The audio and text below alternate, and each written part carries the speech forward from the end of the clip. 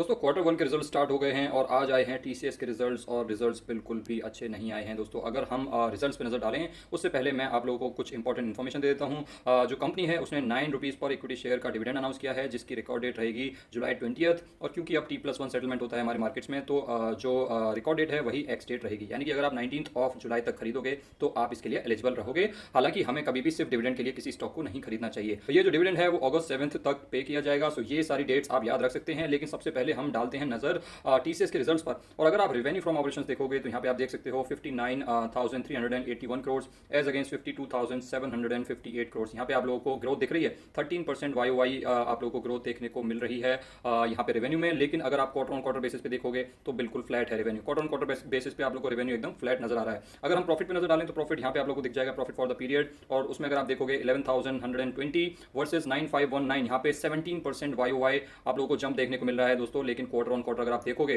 तो यहाँ पे जंप तो छोड़िए, क्वार्टर ऑन क्वार्टर इनफैक्ट आप लोगों को फॉल देखने को मिल रहा है। 2.5 से 3% का फॉल यहाँ पे आप लोगों को क्वार्टर ऑन क्वार्टर बेसिस पे प्रॉफिटेबिलिटी में देखने को मिल रहा है। और यही कारण है दोस्तों कि ये जो स्टॉक है बहुत टाइम से पिटा पड़ा है। आप देख सकते हैं पिछले एक साल में सिर्फ और सिर्फ 6% के रिटर्न दिए हैं, जबकि निफ्टी जो है अपने ऑल टाइम हाइस के आसपास खड़ा है, 19,400 के आसपास खड़ा है, जो कि अभी फ्रेश हाइस के बिल्कुल आसपास ही है। और अगर आप पिछले 5 सालों में देखोगे, पिछले 5 सालों में भी 66% के रिटर्न दिए हैं। 5 सालों में 66% रिटर्न किसी स्टॉक के लिए बहुत ज़्यादा कम हो जाते हैं। अगर कोई इंडेक्स होती है तो ठीक है, लेकिन स्टॉक के लिए थोड़े से कम नजर आ रहे हैं। लेकिन दोस्तों ये स्टॉक देखिए आप, इसने हाइज अपने यहाँ इसके आसपास लगाए थे, विच इज अराउंड 2021, यानी कि पिछले 1.5-2 सालों से तो इस स्टॉक ने कोई रिटर्न्स दिए ही नहीं है। जितने भी रिटर्न्स थे वो इस पीरियड में ही आ चुके हैं, उसके बाद यहाँ पे कोई रिटर्न्स नहीं दिए हैं। और उसका कारण यही है, अभी बहुत टाइम से जिस तरीके से इन्फ्लेशन चल रहा है, जिस तरीके से मार्केट डायनेमिक्स चल रहे हैं, जिस तरीके से स्टार्टअप्स की दुनिया में फंडिंग का विंटर चल रहा है, ये सारे कारण मिला जुला करके पूरे के पूरे आईटी सेक्टर को अफेक्ट कर रहे हैं। और इसी वजह से ना तो कंपनीज के रिजल्ट्स अच्छे आ रहे हैं और ना ही जो इनके स्टॉक्स हैं वो रिटर्न्स दे रहे हैं। लेकिन दोस्तों ये सारी चीज़ें जो मैंने आप लोगों को बताई, ये सारी अब थिंग ऑफ पास्ट हो चुकी हैं, क्योंकि ये सारी चीज़ें अब टाइम के साथ साथ इंप्रूव हो रही हैं। और यही कारण है कि निफ्टी भी अपने न्यू ऑल टाइम हाइस लगा रहा है। सो आप यहाँ पे बिल्कुल भी ये ना समझें कि टीसीएस ने अगर पिछले 5 सालों में 66% के रिटर्न दिए हैं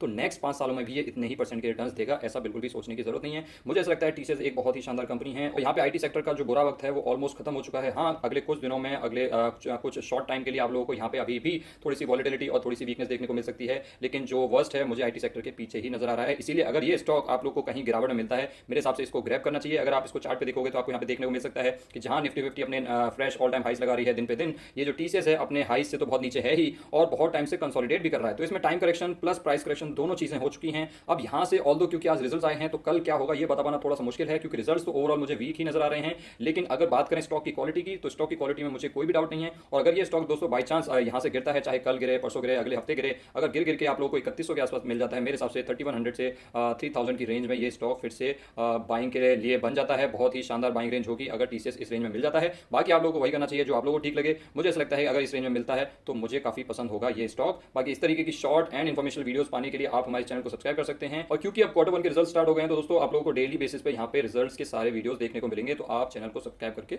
रख सकते हैं।